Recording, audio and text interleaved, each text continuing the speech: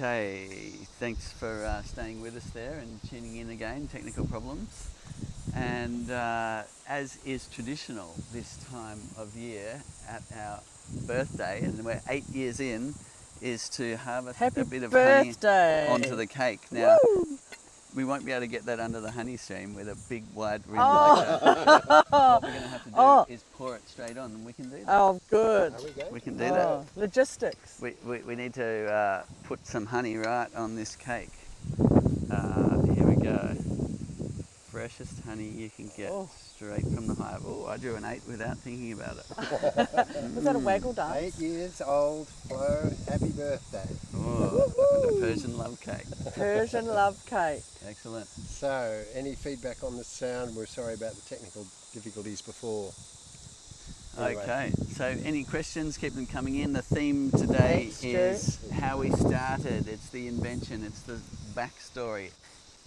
By all means, jump in there, ask those questions, and we'll answer those. Trace will read some of those questions out. Any more questions there? Yeah, so what age did you become interested in inventing? Maybe Stu first.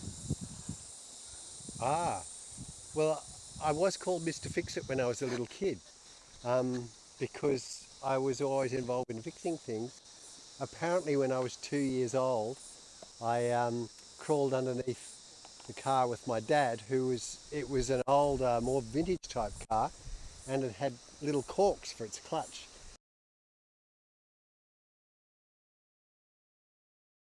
He had to crawl under the car, separate things apart and put new bits of cork in the clutch plate.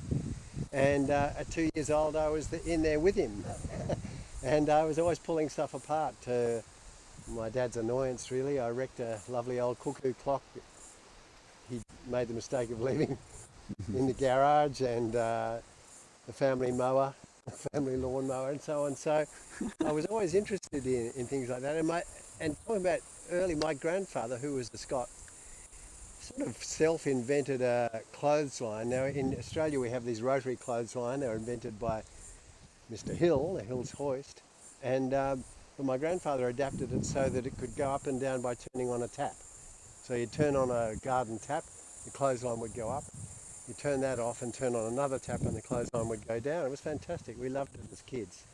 So inventing has a generations long heritage.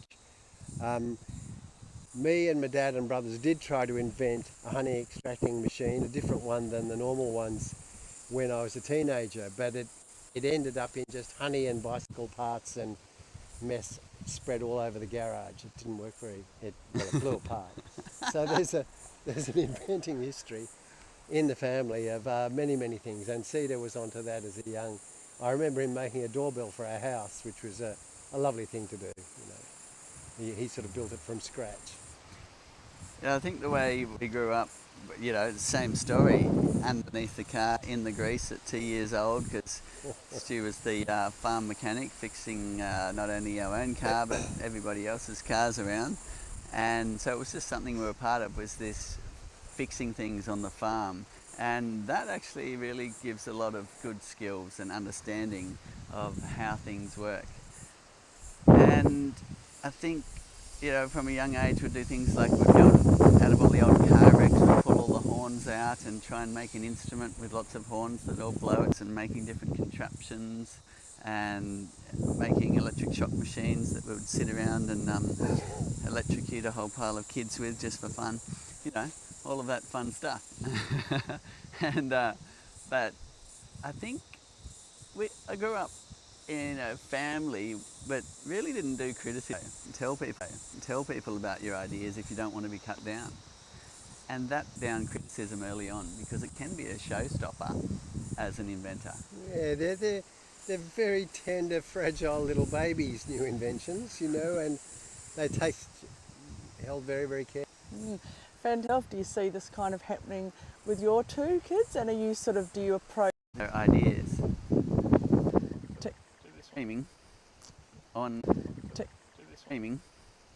on which one? Yeah. Saw the Flow Hive actually working, and were you both together at the same time? We were actually. So the contraption you've made is any good. That's what drew this process out over a decade of witnessing. So she was living in Melbourne. pouring out into the jar, and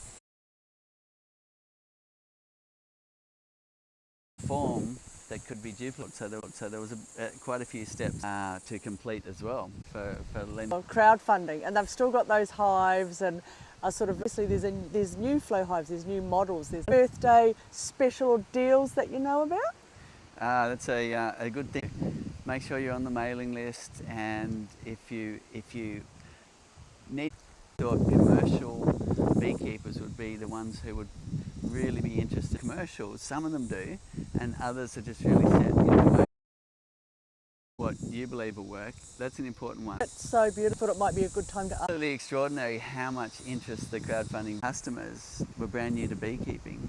And we thought It will probably be reposted, so I'm really sorry that that's glitchy out here. It's a bit of a windy day here, but it is working with Flow. You're now in charge of. You've got families you're responsible for. You've got. yeah, because he was the driver of this project and so on, but it was Cedar that kept it going. It was Cedar's vision. You know, there've been huge die-offs, signalling that the insect world is possibly in trouble. And the insect world is support pollinator habitat and the people that maintain it all around the world. And we are supporting pollinators and